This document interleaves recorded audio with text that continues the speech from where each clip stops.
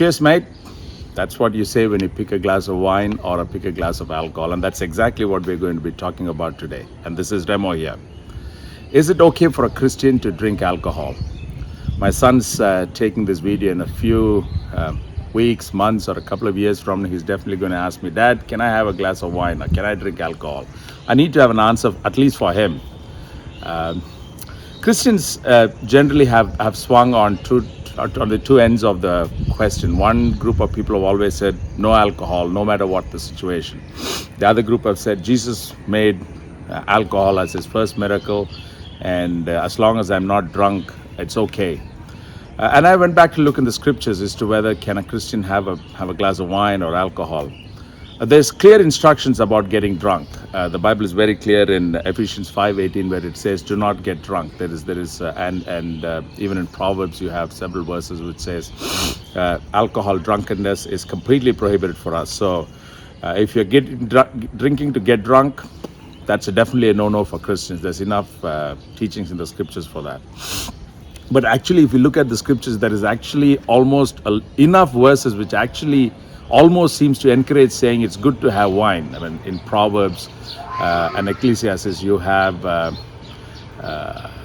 examples and instructions by Solomon of having a glass of wine for enjoyment, of having a glass of wine for celebrations. And Jesus' first miracle was turning water into wine. So that begs the question, can I drink or can't I drink? If Jesus had alcohol, can I have alcohol? How do we answer that question in this current context? And this is how I look at it. I ask myself three questions. If I can't answer in the negative for all these three questions, even if one of the questions is a positive answer, I'm going to say no to drinking. The first question I want to ask is, if my drinking alcohol with my friends or in public, will it damage my Christian image or will it damage my Christian identity? Peter exhorts says, be careful to live properly among your unbelieving neighbors in 1 Peter 2:12.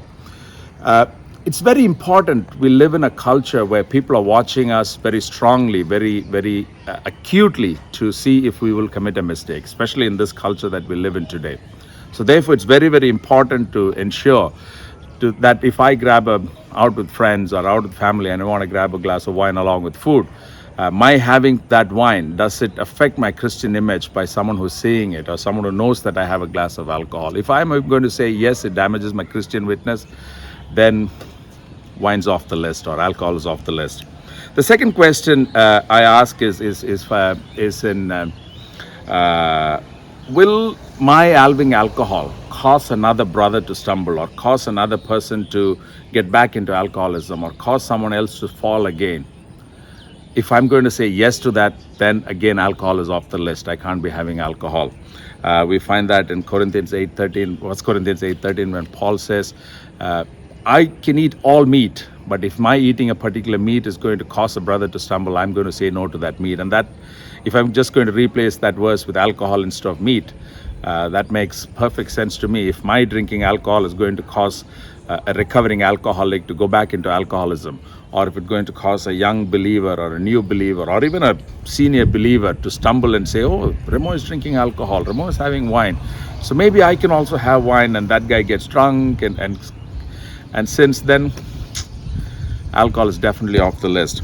And thirdly, most importantly, is my consumption of alcohol making me become an addict? An addiction is definitely a no-no. Drunkenness or addiction to alcohol, or for that matter, addiction to anything, even food, is a no-no. 1 Corinthians 6:12, it says, everything is lawful for me, says Paul, but I will not let anything dominate me. If alcohol is going to dominate your lives, and if you're not going to say in the negative answer for that, then yes, alcohol is definitely off the list. So these are the three biblical principles I would look at. Principle number one, does drinking alcohol damage my Christian image? If it's yes, then it's no alcohol. Secondly, is my drinking alcohol causing another person to stumble or causing a recovering alcoholic to go back into alcoholism? Then definitely, if I'm going to say yes to that, it's no. Or thirdly, if my consumption of alcohol is becoming addiction to me or a habit for me, and if I can't say in the negative for that, then definitely alcohol is in the no-no. And in the current context, I would rather err on the side of safety than on the side of risk, and say somewhere or the other, my Christian identity is going to be damaged. Somewhere or the other, somebody is going to be stumbling. Somewhere or the other, there's a possibility of this becoming an addiction to me.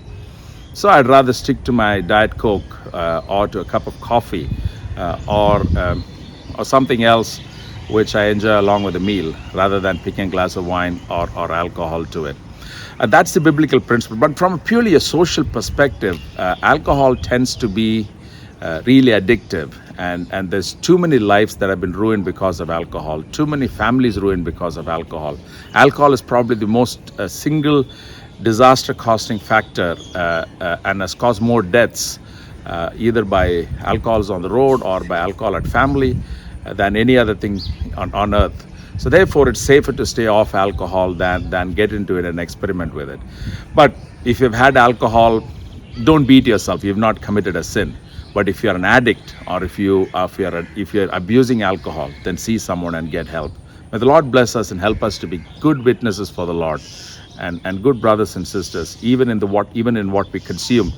Everything is permissible. Everything is allowed for us as Christians, but not all is profitable. Let's look at doing things that is profitable, not just for our own spiritual benefit, but also for the benefits of the spiritual development of the people whom we influence. Thank you, and God bless you.